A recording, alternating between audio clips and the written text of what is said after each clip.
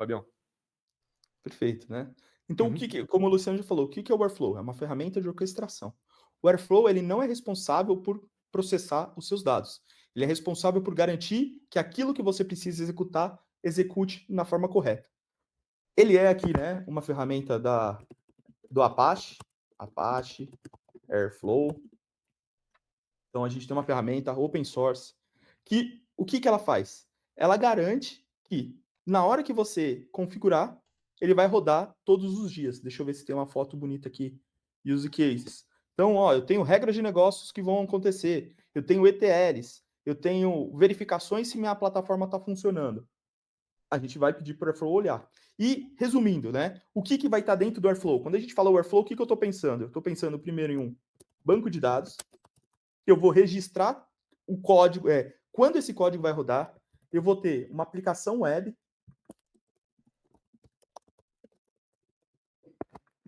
eu vou ter um reloginho e eu vou ter um processador. Então, o Airflow, assim, ele se resume a esses 4 características. Um banco de dados para eu marcar quando e o que eu vou rodar. Uma aplicação web para eu ter acesso para controlar isso, ver de forma visual. Quem rodou, quem não rodou, qual foi o erro, como que o encadeamento das minhas atividades vão acontecer. Então, primeiro eu preciso coletar o dado de um banco, faço um teste. Depois eu faço uma transformação e eu faço uma inserção no banco. Eu vou ver isso de uma forma gráfica. Depois, é o reloginho, que toda hora ele vai estar rodando, batendo no banco, falando: eu tenho que processar alguma coisa agora? Eu tenho que processar uma coisa agora? Eu tenho que processar uma coisa agora? E depois, o próprio processador, a máquina que vai rodar o código. E que código ele roda? O que, que ele vai fazer aqui? Pô, aqui eu posso rodar Python. Eu posso rodar SQL usando dbt. Eu posso rodar Spark para grandes volumes de dados. Eu posso rodar qualquer coisa, qualquer código que minha empresa tenha necessidade. Então vamos ver se aqui eu consigo ver a cara do meu Airflow Web Server. Vamos ver aqui nas imagens. Então, dentro do meu Airflow, eu vou ter, vamos ver se está bonito aqui, uma interface onde eu vejo se está desligado ou não, o nome da operação, qual horário que ela vai rodar, quem criou essa operação, qual foi os status de execução em algumas características. Então a gente vai ter uma interface e a gente consegue ter pelos fluxos. Então cada etapa vai virar uma caixinha e a gente vai ver o que foi, do que ela fez para a próxima etapa, para a próxima e vai indo e a gente consegue ver cada coisa que aconteceu. Deu erro, ele dá retry. Precisa notificar alguém por um problema? Ele vai mandar um e-mail te avisando, parou de funcionar. E por que o Airflow é importante? Porque como um orquestrador, ele vai ser o software que garante que sua empresa ocorra as atividades no dia certo. Legal. E no nosso cenário? Pô, eu não conheço nada, eu quero o Airflow da AWS. A AWS me tem um Airflow pronto? Tem, ela tem o AWS Cloud Service, que é o plano que eu tenho da Airflow, cadê aqui? Que ela cuida para mim. Deixa eu ver o link aqui, ó. Ah, esse nome aqui bonito. Amazon MWAA. E eu vou lá na AWS, peço um Airflow, ele vai me dar um preço. Quão caro é ter um Airflow que a AWS me dá? Vamos ver aqui. Aqui vai ficar difícil, que vai estar fragmentado, mas vamos lá na calculadora da AWS. Calculator. Aqui, pricing. Vamos pedir para estimar o custo. Qual produto que a gente quer? A gente quer o Airflow. Opa, escrevi errado. Ó, a gente quer um Airflow. Configurar. Qual o número no mínimo de operadores? Um operador. O operador é a máquina que vai processar os códigos para você. Máximo de horas de operador. Vamos colocar que ele vai rodar 24 horas, porque todo dia tem coisas rodando. Quantidade de servidores de web, um só. Opa, são dois, mínimo que a AWS pede. Máximo 3. Hora do servidor web, 24 horas. Número de programadores que vai ficar rodando, beleza. Quantidade de armazenamento de dados, vamos pensar poucos armazenamentos, a gente tem uma máquina pequena. Quanto que vai calcular? 443 dólares ao mês para ter um Airflow ligado. Então vamos voltar lá no nosso desenho. Então, para eu garantir um banco de dados, uma aplicação web, um relógio e um processador para eu poder rodar código todo dia, a AWS me cobra de mínimo 400 e já esqueci, $43. Sem impostos, né? Que ainda vai ter impostos sobre esse valor. Isso, acho que você botou o computadorzinho menorzinho ali, né? Não, eu tô colocando uma máquina, ó. O que eu tô colocando aqui como? Eu tô colocando pelo menos um operador, ele tem auto-scaling, então ele pode ligar até 2 operadores. Então, quando você começa a rodar as DAGs e ele percebe que a máquina que está rodando ela não tem mais recurso, ele vai ligar mais uma, rodando 24 horas por dia. Mais 2 máquinas para dar garantia do servidor online. Então, para que a aplicação web não caia, vai ter 2 rodando, podendo chegar até 3, rodando 24 horas por dia, com 50 GB de armazenamento. Então, eu tenho armazenamento para ter dados, para eu conseguir fazer manipulação de arquivos. Eu tenho 443. Vamos ver os cálculos aqui. Então, ó, eu tenho os custos de tudo, né? Dos servidores, dos operadores. Ó, só o custo do ambiente é 357. O custo dos operadores, $40. O custo de servidor web, mais $40. E o custo de banco de dados aqui, ó, do banco de metadados, $5. Então a gente consegue ver tudo isso. Legal, aqui eu tenho um serviço parrudo, tem auto-scaling, ele consegue lidar sozinho, ele consegue garantir que minha aplicação vai rodar. Mas, eu perdi meu 443. AWS 443 US. Mas, Um cara, dinheirinho, né? Um dinheirinho, né? Um dinheirinho. na captação de hoje dá quanto isso? Uns A gente 3 agora pau aí, sabe. dá quase um Nintendo Video. Tá quase um Nintendo Wii 2 aí. Aí, ó, 2.436,50 Por mês. por mês. Tá. É um E o Instagram. Spark aí? O que é o Spark aí? Ah, beleza. E o que é o Spark? O Spark é uma tecnologia de divisão de trabalhos em diversas máquinas. Ou seja, vamos imaginar que eu tenho a minha máquina aqui. E essa máquina, ela tem 2 processadores e 16 GB de RAM. Tem um notebook velho aqui que eu uso para fazer minhas coisas. O que acontece, né? Quando eu tiver um volume de dados que ultrapasse 16 GB de RAM, minha máquina vai ter que se virar com o HD que ela tem. Então imagina que aqui eu tenho o meu disco, né? Meu HD, meu SSD. E o que ela vai fazer? Quando ela perceber que a minha memória é insuficiente, então aqui eu tenho com a minha memória, né? Imagina que aqui são meus 16 GB. E meu arquivo não cabe aqui dentro. Então aqui eu tenho um arquivo, sei lá, de 20 GB. Né? Ele saiu do meu HD, esse arquivo, ele vai tentar ser carregado na minha fita de memória aqui, e meu processador vai estar aqui processando bonitão ele.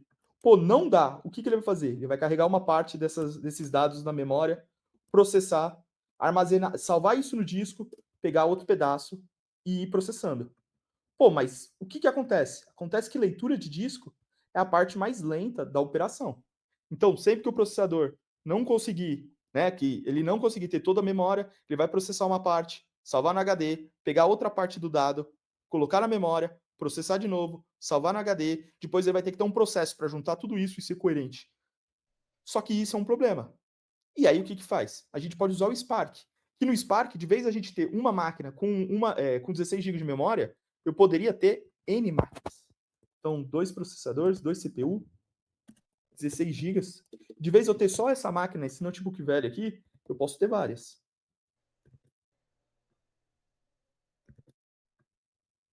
E agora, eu não olho mais para o meu desafio pensando em um computador por vez. Eu penso isso como um agrupamento, uma máquina virtual com todo mundo aqui. Então agora, eu estou pensando que eu tenho virtualmente uma máquina que tem 10 CPUs. E quanto vai dar aqui? CD30, 80 GB de memória.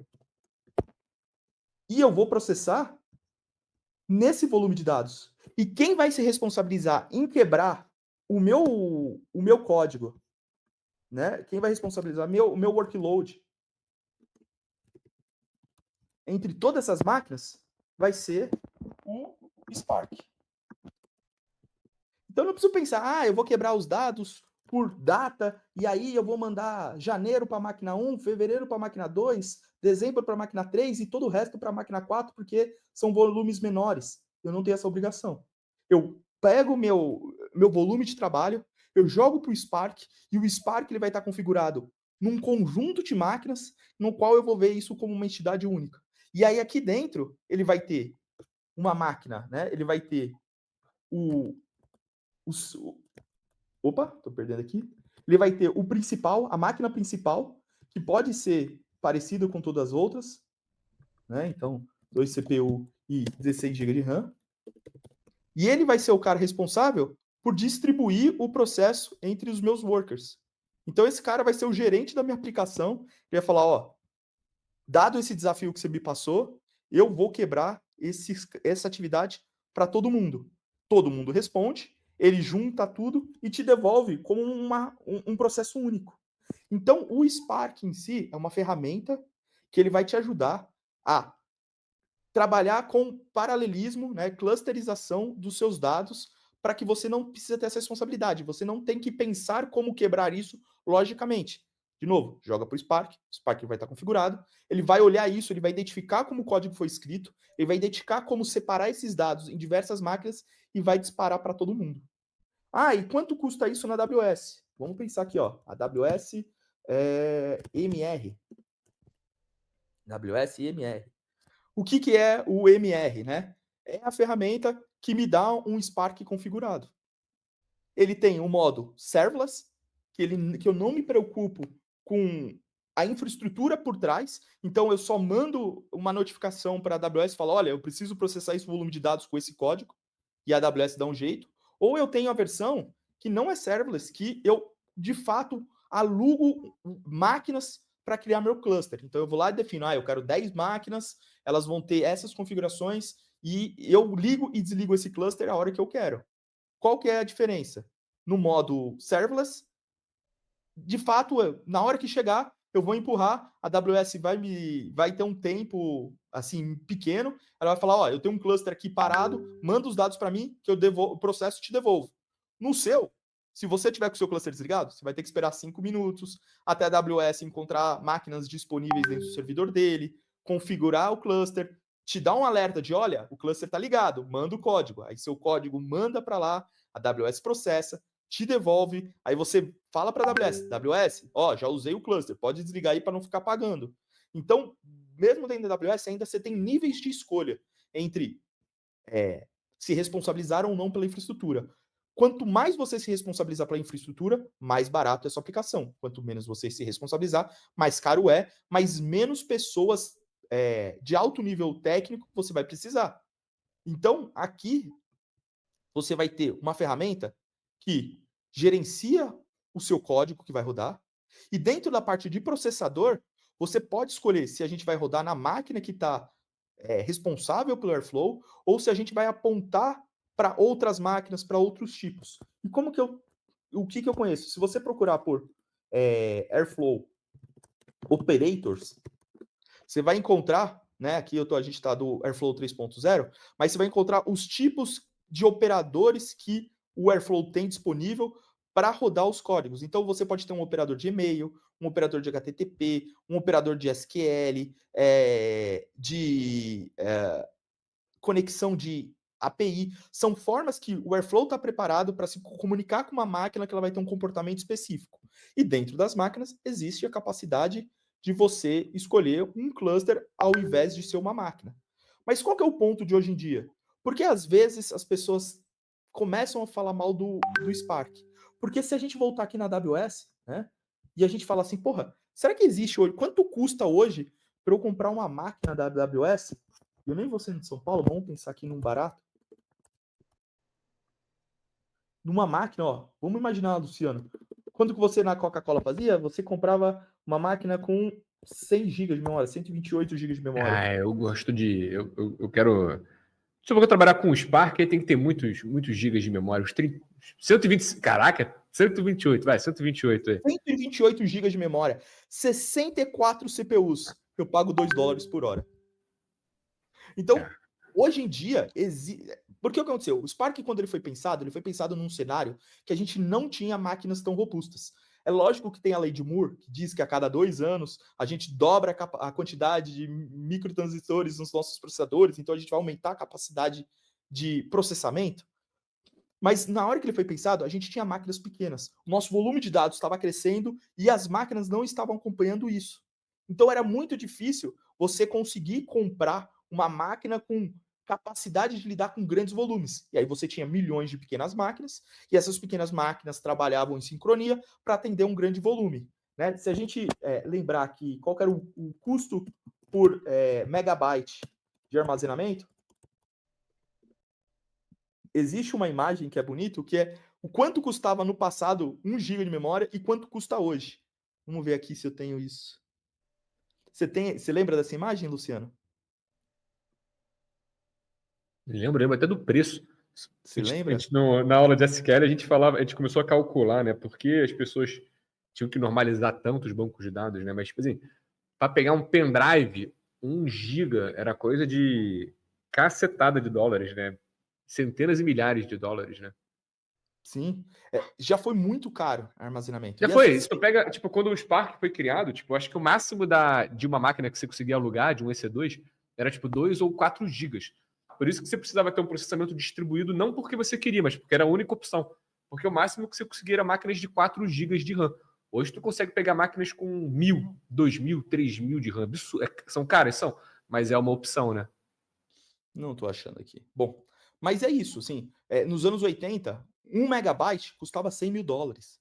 Hoje 1 megabyte custa, sei lá, uma dízima periódica de centavos.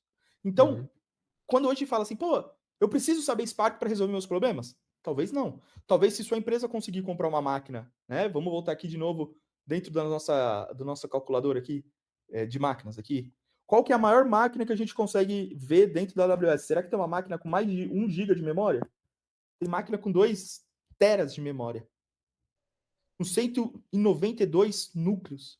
Imagina o tamanho, o volume de dados de você carregar 2 gigabytes de memória, de dados na sua memória RAM. É muito grande. Mas, voltando, o que a gente está dizendo? Que hoje a gente pode ter um desafio que, dado o tipo de processamento que eu tenho, eu vou escolher entre um cluster, que é um conjunto de máquinas que estão trabalhando para uma atividade, ou eu vou pegar uma máquina muito grande e eu vou jogar só lá dentro e ela vai dar conta porque ela tem memória, e aí vai estar da memória para o processador, a conexão mais rápida, ela vai processando isso e vai me entregando. Então, no final, a gente vai estar escolhendo, né, uma infraestrutura de eu vou usar ou não o Spark, muito mais sobre a minha realidade de infraestrutura do que, de fato, hoje a melhor forma. Por exemplo, coisas que o Spark faz que são muito boas. Vamos imaginar que você tem um banco de dados, né, que tem bons índices, que as tabelas são bem feitas, certo? É normal ter isso em todos os nossos cenários? Por isso que você falou, vamos imaginar, né? Vamos imaginar que seu banco de dados funciona perfeito, tem a documentação, é indexado, é particionado, né? Vamos imaginar. Vamos imaginar que nosso banco tem um índice bom. E aí a gente não cai também, né? Não cai. E a gente tem grandes volumes de dados separados por mês. Então a gente tem dados em janeiro, a gente tem dados em fevereiro, a gente tem dados em março. Se eu fizer no Spark, para ele rodar um select estrela from tabela, e ele conversar com o banco lá e ver que é um dado gigante, o Spark automaticamente vai fazer select estrela where janeiro, where fevereiro, where março. Ele vai fazer isso. E ele consegue consumir seu banco de dados com um pool de conexões. Para quê? Para no final te dar a percepção que ele rodou essa query básica, select estrela from tabela. Mas na verdade, ele rolou várias pequenas queries usando uma estrutura. E aí ele te dá uma visão, ele te dá um resultado que você fala, porra, que rápido, né?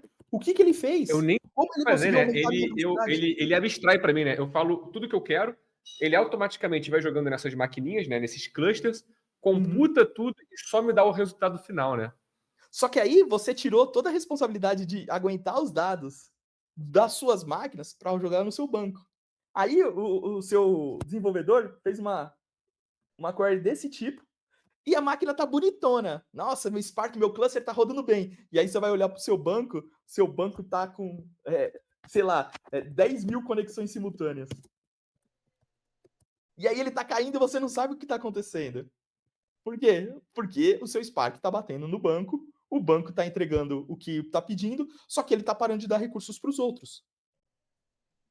Então, de novo, o Spark é bom? É bom. Os Ele outros que se consegue danem. Os simplificar? outros que Com se danem. O certeza. importante é eu fazer minha query, select Stellar. Pronto, Fabião. Galera que... Olha aí, o El, jogador de pênalti tá aqui, jogador caro tá aí, meu xará Luciano. Muito feliz de vocês estarem aqui. Bora lá, meu amigo. Então, bora lá. Então, assim, hoje a gente tem a capacidade de escolher a infraestrutura que a gente tem com base em questões econômicas, a gente tem com questões de disponibilidade de recursos. Então, voltando, pode ser quanto que hoje, vamos imaginar, não nem você imagina onde eu posso comprar, mas quanto deve custar para eu ter um rack com 92 processadores e 1.152 GB de memória? Talvez não vai custar $27 a hora. Quanto tempo essa máquina vai ter que estar ligada para compensar eu ter um servidor com essa disponibilidade para mim? Quanto isso vai custar de mão de obra, de espaço físico, de responsabilidade de energia, de internet? Mas eu consigo fazer uma conta para isso. E quando eu consigo fazer uma conta para isso, eu consigo validar se a minha solução é melhor estar na minha empresa ou estar online. E com uma infraestrutura básica, assim, né? A gente conseguindo pensar em básico, no Airflow, mais no Spark, e mais usando Python, quando for o momento de usar Python, ou quando for o momento de usar SQL, eu consigo me preparar para qualquer desafio. Um dos nossos clientes, eles fazem cobrança via telefone. Então, lá, eles têm clientes que vendem produtos e serviços, os clientes desse cliente não pagam, e a empresa para quem a gente prestava serviço faz a cobrança via WhatsApp, via ligação telefônica. Quando a gente começou o projeto, a gente falou: olha, vamos ligar Spark, vamos fazer um Airflow e vamos fazer os nossos KPIs baterem no banco só usando Python. Só que durante os 3 meses de projeto que a gente teve, a empresa cresceu 5 vezes, Luciano. Eles mandavam todo dia 100 mil mensagens de cobrança via WhatsApp. Passou 2 meses de projeto, eles começaram a mandar 500 mil mensagens diárias. O que a gente fez? A gente pegou nosso código que estava escrito em Python e reescreveu em Spark. E deu certo. A empresa continuou tirando valor, os mesmos KPIs, a mesma função. Então, é uma infraestrutura que consegue lidar com pequenos volumes de dados, né, ter um Airflow preparado e está liberada para crescer Spark. Faz sentido até aqui? Tá fazendo, tá fazendo. Isso eu acho legal, né? Isso acontece. Aconteceu com um case nosso, acho que acontece muito, né? Você começa um projeto, já tem 4 meses de projeto. Você tem um cenário de processamento de X. No final do projeto, a tua empresa processa 10X. E aí, tu montou uma arquitetura que no final você tem um problema daqui a 4 meses ou não, né? Tudo bem que é um problema bom, porque sempre quando a empresa processa mais dados, normalmente a empresa está crescendo, né? Então, normalmente ela tem um volume mais. Tipo, esse foi um projeto que a gente conseguiu escolher boas arquiteturas, porque imagina se a gente escolhe uma arquitetura ruim, chega a empresa, ó, agora está fazendo 10 vezes dados. Então, beleza, deixa eu pegar esse meu projeto, jogar no lixo e começar um outro projeto, né? É bom sempre ter uma folguinha ali, né? Sim. Então, O né, Marcos perguntou ali, Spark seria um banco de dados? não, o Spark é a tecnologia que ele vai, né? Ele é a tecnologia que ele vai conseguir pegar um código que você escreveu e quebrá-lo para executar em diversas máquinas. Cada máquina vai processar a sua fração de código, vai devolver para a máquina principal e essa máquina principal vai te entregar como se fosse um resultado único.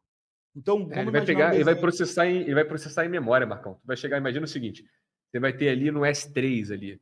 Você é um cara moderno, tá trabalhando ali com Delta Lake, Iceberg, vai ter ali 100 gigas de dados ali, 100 gigas de dados. Você vai ter o seu código Spark, vai trazer para os EC2, eles vão processar os seus dados e depois vão salvar novamente ali no seu S3. Então, ele é uma engine que processa em memória, tá bom? Ele vai pegar o dado que está lá no banco, processar, fazer a mágica dele e depois cuspir no seu banco novamente, tá bom?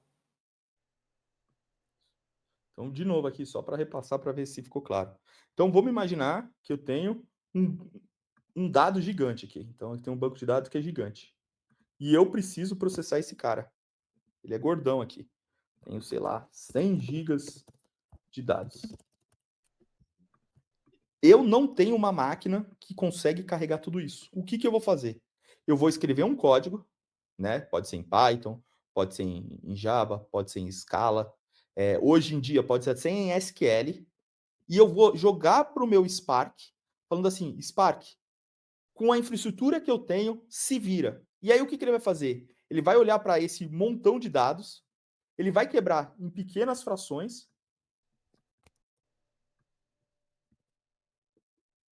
e ele vai distribuir isso para as máquinas que eu tenho. Então aqui, vou colocar máquina 1,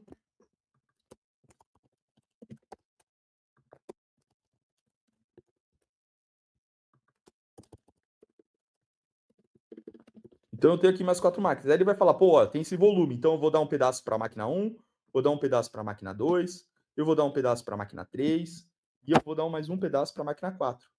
E aí, quando todo mundo terminar de processar, ele vai me retornar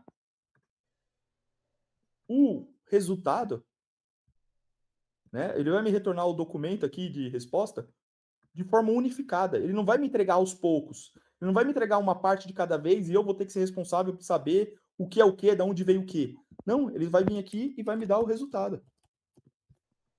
Então, o Spark é esse cara. Porque se você não usar o Spark, o que vai ter que fazer? Você vai ter que ter uma máquina que ela vai analisar o seu banco de dados e falar, olha, beleza, é muito grande, eu não dou conta, então eu vou pegar janeiro, processo de janeiro, termino, te devolvo, guarda aí janeiro que daqui a pouco eu devolvo. Aí ele vai lá, acessa fevereiro, processa fevereiro, devolve para você falar, ó, agora você tem janeiro e fevereiro. Agora eu vou para março, hein? Aí vai para março. E aí vai fazendo isso até chegar em dezembro. No Spark você vai falar, cara, eu quero os dados do ano inteiro. E o Spark vai ver isso. Ele vai ver como ele vai se conectar no banco, ele vai ver como ele vai quebrar isso para diversas áreas, ele vai dividir da forma mais eficiente para tirar a maior vantagem das suas infraestruturas. E aí você não precisa ter uma máquina gigante, você pode ter milhares de máquinas pequenas. E aí, volto a dizer, num cenário onde você tem abundância de máquinas simples, usar Spark é uma puta vantagem. Porque aí você consegue olhar todas essas máquinas simples como um único poder computacional. Mas se você tiver uma puta máquina gigante, com vários gigas de memória, com vários processadores, não necessariamente você precisa ter um Spark. Você hoje pode ter virtualizações usando Kubernetes, usando Dockers e levantar várias máquinas e fazer um tipo de processamento, mas você também pode pensar isso em força bruta. Ah, eu vou fazer uma máquina que vai rodar tudo de uma vez só e vai me entregar. E aí existem hoje bibliotecas, né? Por exemplo, o DuckDB, que eles vão trabalhar com dados, grandes volumes de dados, e eles tiram mais vantagens quando você consegue usar uma máquina só. Tá? Mas é importante que fique clara essa parte. Está claro aí para você, Luciano, que é o Spark? Tá, vamos ver se está claro para o Ney. Então, é correto afirmar que Spark é uma tecnologia, um framework, para facilitar e distribuir uma tarefa pesada com performance ok? Perfeito. É isso. Perfeito, Ney. Gabaritou. Pá! Ganhou o selo aí. Por quê, Tá pessoal? Assim, tipo, e por que a gente usa essas duas tecnologias, tá bom? Tanto o Airflow quanto o Spark. Porque isso vão acelerar a tua vida. Nós somos engenheiros de dados e a gente tem que entregar os nossos projetos. Você foi contratado pela Coca, por um outro cliente. Ele não quer que você crie um sistema para orquestrar. Porque às vezes o cara começa a falar: ah, não, eu vou fazer minhas coisas aqui, eu vou criar meu próprio sistema de orquestramento, vou fazer ali meu cron job e vai fazer isso. Tudo isso você não está entregando valor nenhum para a tua empresa. Então, quando você adota tecnologias como isso, então, por exemplo, vou trabalhar com Airflow, vou trabalhar com Spark, cara, são tecnologias. Entra lá no GitHub dele lá. Entra no GitHub do Airflow, por exemplo. Joga GitHub Airflow. Entra aí. Ó, esse é uma coisa open source, ou seja, uma galera evolui essa aplicação. Vê ali quantos contribuidores ali. Ali. Tem 3.402 contribuidores. Ou seja, mais de 3.000 devs, tá bom? Provavelmente muito melhor do que você, do que eu, do que a gente, trabalham nisso, então eles já têm um nível de maturidade muito alto. E é a mesma coisa que o Spark. Então, quando você adota essas tecnologias, você está trazendo muito ganho, você não está reinventando a roda, você está criando soluções. E qual é a vantagem de ser open source? É que por ser open source, você não paga uma assinatura, tá bom? Deve estar como PySpark. Você não paga uma assinatura, é seu. Então, você paga só o custo da sua máquina, quando for pensar em on-premise, você não tem que ter uma licença. E para a gente que tem uma empresa de consultoria que presta serviço, é muito bom, porque eu não preciso pagar, meu cliente não precisa pagar um serviço final. Ele não precisa pagar uma licença final, ele paga só o serviço da minha empresa. Então, para mim, estrategicamente é muito bom. Porque se eu ofereço, por exemplo, um Microsoft Fabric, por exemplo, no final, vamos dizer que eu vou cobrar 10 mil esse projeto, ele vai ter que pagar 5 mil para mim, mas 5 mil é para a Microsoft, para pagar a licença. Então, para a gente, uma das nossas estratégias por trabalhar com projetos open source é que eu consigo me capitalizar melhor e meu cliente também. Tá bom? Isso é muito legal, porque às vezes a pessoa pensa que o open source ela não tem custo. E é verdade, ela não tem uma licença, mas não tem licença para venda também. Eu posso vender um serviço com ele. Então, para quem está empreendendo, para quem quer fazer serviço, é mais uma vantagem. Tá bom? Tô fazendo meu desenho aqui feliz, porque eu gosto muito do Airflow. Você já acordou pela manhã com os e-mails do que você tem que fazer no dia? Luciano, imagina que você tem uma pipeline que calcula 10 KPIs. E você nunca sabe se eles funcionaram ou não. Mas que a Aí o partir que de que eu agora faço? Meu começou uma trabalho, já sei, ó, meu trabalho é o seguinte: vamos imaginar que eu tenho um dashboard lá. dashboard. Dashboard do diretor. Todo dia, 9 horas, meu diretor abre o dashboard 1, o dashboard 2, são 10 dashboards. O que eu tenho que fazer? Eu tenho que acordar antes dele, provavelmente mais 6 horas da manhã, 5 horas da manhã, abrir os dashboards, ver se foi calculado corretamente isso. Como é que eu vou ver? Vou abrir o Power BI ali, ver se foi calculado. Se não foi, eu tenho tempo de poder corrigir para quando ele acordar às 9, tá tudo certinho, né? Exato. E o que o Airflow vai fazer? Eu vou ter o meu código, eu vou hospedar ele no Airflow. O Airflow ele vai ter o reloginho para saber a hora que roda direitinho. Se, opa, ele vai ter o reloginho aqui que vai estar fazendo esse código rodar na hora certa, do jeito certo. Se der algum erro, ele tenta de novo na frequência que eu quiser. E se der tudo certo ou der tudo errado, ele consegue mandar um e-mail. Então, assim, de uma forma bem simples, o Airflow é aquele funcionário que está o tempo todo garantindo que, ó, se deu ruim, pelo menos você vai ser avisado o mais rápido possível. Não vai ter ninguém surpreendido porque deu errado, porque o Airflow vai estar lá, ele vai falar, ó, tentei 3 vezes, não deu certo esse cálculo. Se vira aí, resolve, muda o código de novo. Mas você vai ter um serviço que vai te atender isso. Você nunca mais vai ser surpreendido, porque se cair, e às vezes acontece, você tem dados que vêm, um banco de dados terceiro, uma API de serviço, você extrai dados da internet, e aí dá erro no seu código, por qualquer motivo. O Airflow ele vai tentar, daqui depois de 3 minutos, depois de 5, depende do que você configurar, pela quantidade de vezes que você configurar. Não deu certo, ele vai te mandar uma notificação falando, cara, não deu certo. E aí você vai interagir no seu código, faz a mudança, coloca no Airflow, o Airflow vai tentar processar de novo.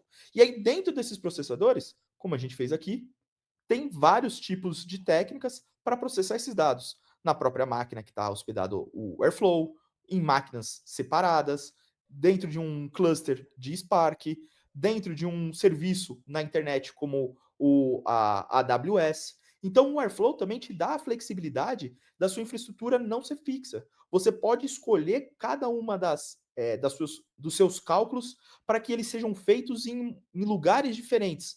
Então vamos imaginar que você tem cálculos pequenos. Eu não vou precisar mandar isso para um Spark. Por quê? Porque são pequenos dados. Então eu vou calcular na própria máquina no meu Airflow. Pô, mas eu tenho grandes volumes de dados. E eu não tenho um cluster, mas eu posso alugar da AWS esse cluster. E aí eu vou mandar para ela e vou falar, cara, executa aí essa função e me devolva. Então você tem essa capacidade. O Airflow vira o seu ponto central. Tem empresas que falam tanto de Airflow que tem líderes que não são muito ligados à tecnologia que acham que é o Airflow que faz tudo. Não que ele é o distribuidor de tarefas, né? Não que ele é o orquestrador. Então, essa é a parte importante de saber sobre Airflow. Ele distribui, ele orquestra, ele garante execução, ele garante retentativas e ele faz notificações. E, como o Luciano disse, quando você implementa Airflow, você está implementando aqui pelo menos mais 3.400 devs na sua equipe, trabalhando num único ponto, que se você gastar muita energia para fazer, não vai ficar bom. E seu chefe, né, ou aquele que está validando o projeto, nem vai perceber. A gente trabalhou com um cara que ele queria reinventar tudo, né? Eu falei, vou nem brigar com ele. Deu 3 meses, foi demitido. Aí a gente depois implementou coisas que já foram, né? Porque imagina, tu vai chegar assim pro teu chefe, ó, chefão, esse tal do Airflow aí, porra, não é bom. Bom mesmo é o que eu vou fazer aqui. Vai ficar 3 meses, cara, e vai por mim, vai ficar pior, tá bom? Porque se em 3 meses você desenvolver uma coisa melhor que o Airflow, mano, tu é um gênio. Nem sei o que tu tá fazendo aqui na minha live. Tá ligado? Porra, tu em 3 meses vai fazer uma coisa melhor do que tem 4.000 profissionais há, sei lá, 10 anos fazendo, tu é um gênio, mano. Vai lá pra NASA. Manda um e-mail, manda um currículo pra Red Rex, né? Mas eu vou te falar, normalmente as pessoas acreditam que são. Normalmente a ignorância faz as pessoas acharem que elas são muito boas, tá bom? E eu falo isso porque a época que eu achava que eu era o mais fodão foi quando eu saí da faculdade. Eu não sei como é que você era, Fabião, mas quando eu saí da faculdade eu achava que era o novo Einstein, entendeu? Eu olhava meu time e falava, esses caras não sabem nada. Eu que sou brabão aqui, ó. Depois tu vai vendo que o buraco é mais embaixo, né? Mas assim, isso é uma coisa importante, né? Se você acha que é muito bom, muito provável que você tá sendo só ignorante, só. Tá bom? Mas é que nem quando o cara vai fazer entrevista com a gente, né, Fabião? Normalmente, qual é o seu nível de Spark? 10. De Python, 10. De AWS, 10. De SQL. O cara parece um desfile da escola de samba, né? Normalmente esses caras são os caras que mais... Mas lembra daquele... Esse eu gosto de falar, né? Qual é o seu nível de SQL? 10. Spark, 10. Como é que eu faço para criar uma coluna no SQL? Aí o cara, não, essa parte do SQL eu não sei não, de criar coluna, de criar tabela. Porra, o cara falou que desde não sabe criar tabela. Ah, não vou nem gastar tempo aqui, né? Pô, quando o cara fala, ó, dica de entrevista, nunca fala 10 na tecnologia. Tu pode ser o cara mais fodão, seja humilde, fala 8, 9, entendeu? Porra, não manda 10 porque o entrevistador vai querer te amassar. Entendeu? Ele vai falar, já que esse cara é fodão aí, deixa eu amassar esse cara. O El que é brabo do Spark aí. Tu fala na entrevista aí. O El, tô te entrevistando aí. Qual é teu nível de Spark, Python e SQL? O que tu mandaria aí, El? Vamos ver. O El é brabo mesmo. Ele vai falar 10. Ele vai falar 11. Vai. Quando fala 10, vira um desafio pro entrevistador te lascar. É verdade. Vai, Fabião. Vai, Fabião. O El tá nervoso. Ele tá pensando o que ele vai falar ali. Não, eu tô tranquilo. O tolo tem certeza que sabe tudo. Já o sábio acha que sabe um pouquinho e precisa aprender bem mais. Isso aí é verdade. É verdade. O que eu ia falar é que se você acha que você vai conseguir fazer em um tempo hábil uma ferramenta de apoio que nem vai entregar valor, né? Valor objetivo para a empresa, que vai ser mais relevante que uma ferramenta que tem mais de 10 anos, né? Aqui, ó, quase vai fazer 10 anos do primeiro release do Airflow aqui.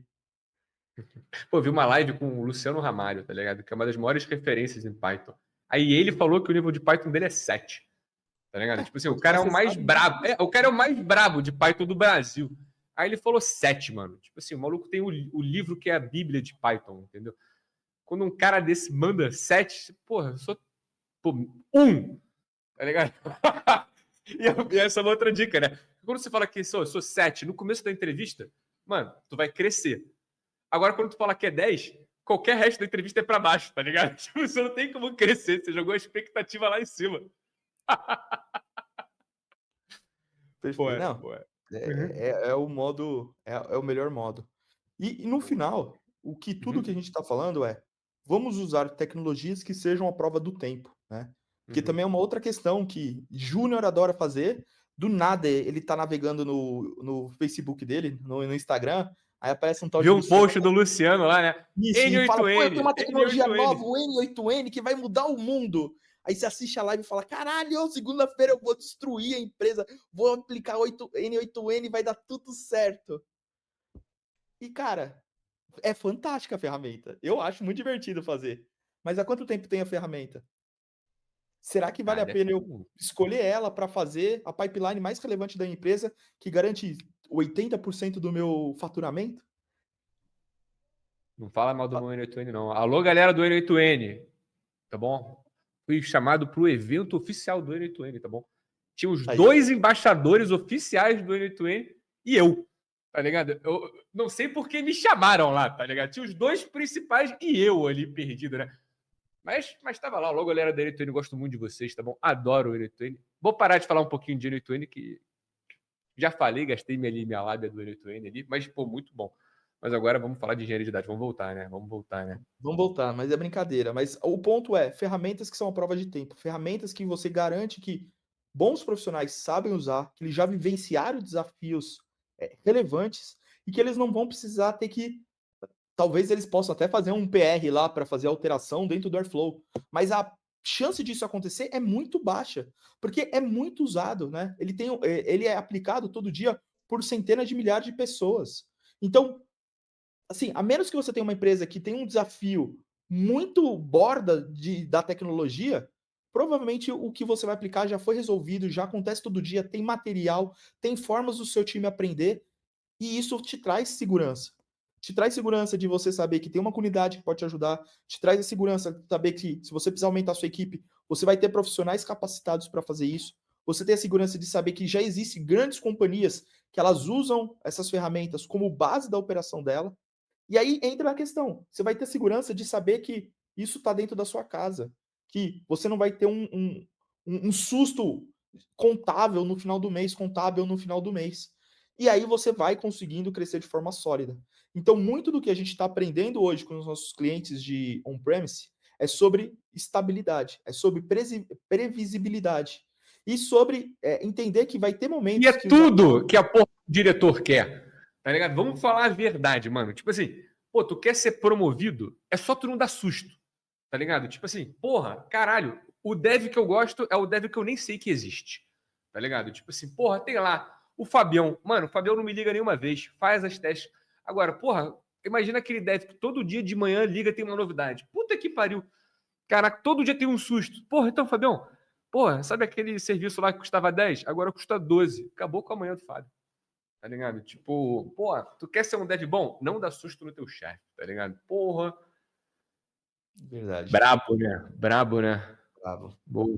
Mas é isso. E aí, Luciano, eu acho que Uhum, uma última coisa para a gente falar, talvez que vai fugir um pouco do assunto do Spark, né, on-premise, mas é um pouco uhum. como a gente encara o desafio de entender nosso cliente para fazer essas tomadas de decisão, para a gente ajudar eles a pensar em tudo isso.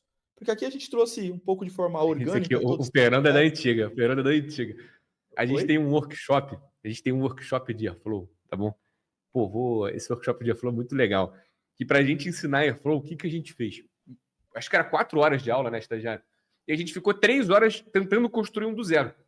Tá ligado? Em todos os pontos. Pô, a gente precisa ter um web server, a gente precisa ter um banco de dados, a gente precisa ter um cron job. A gente ficou 3 horas desenvolvendo o Airflow para você entender todos os componentes, tá bom, dele, para depois a gente falar, então, você não precisa fazer isso, você pode usar o Airflow. E uma coisa que é curioso é que você sabe qual que é a segunda solução mais utilizada para orquestração depois do Airflow? Deve ser a agenda do Windows. É a desenvolvida internamente. Primeiro, o Airflow. Segundo, é o que o cara tentou desenvolver. E terceiro, se eu não me engano, é a Dagster, é a Presto, não sei, alguma outra open source. Em segundo lugar, é a que o cara tenta desenvolver na empresa dele, cara. Tipo assim, pô, mas dá certo? Dá, se tu for o Anasa, se tu for o Airbnb, se tu for não sei o quê, mas, porra, normalmente o cara que tem essas ideias é o seu Zé, da padaria, tá ligado? Que tem 2 estagiários, né? Brabo, hein? Então vamos para isso aqui. Para fechar, pessoal, então, assim, só para fazer uma conclusão, são soluções boas, robustas. O Fábio falou uma coisa muito importante. Tem pessoas qualificadas que trabalham com essa tecnologia. A gente fechou alguns projetos de Airflow, de Spark. Mano, eu posto no LinkedIn, em 2 horas aparece 100 caras de Spark, 100 caras de Airflow. Não é verdade, Fabião? Sim. Isso é muito bom, porque se eu for escolher uma tecnologia, o que eu não quero é vou pegar aqui e vou fazer essa porra com Cassandra Scala. Mano, quantas pessoas vão se candidatar para essa vaga? 3. Fudeu. Eu vou ter que. Eu não sei, eu não tenho muitas pessoas com essas ferramentas. Então, se você é um gerente, um diretor, uma das vantagens de utilizar por essas ferramentas consolidadas de mercado é que você consegue ter bons profissionais que trabalham há anos com elas, entendeu?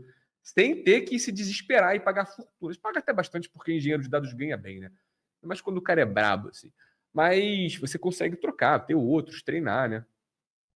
Mas eu acredito que quando você está pensando como um líder, né, previsibilidade, custo, profissionais e a garantia da prova do tempo são o que vai fazer a definição. Ah, eu vou escrever meu código em Java ou vou escrever em C? Eu vou escrever em Python ou JavaScript?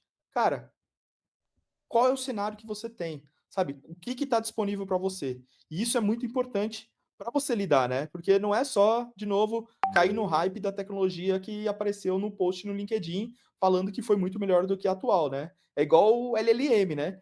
Toda nova LLM é a mais rápida até lançar a próxima, né? É verdade, mano. Então, E saiu o GPT-5, né? Que é brabo, nem testei ainda. Bom, isso é muito engraçado, porque a gente tem uma empresa de inteligência artificial, eu e o Fábio, a gente faz vários projetos com isso. E normalmente quando o cara tá muito perdido, ele é o tarado da LLM, né? Tu quer ver que o cara é perdido é quando ele vai puxar assunto assim, não, mas eu uso a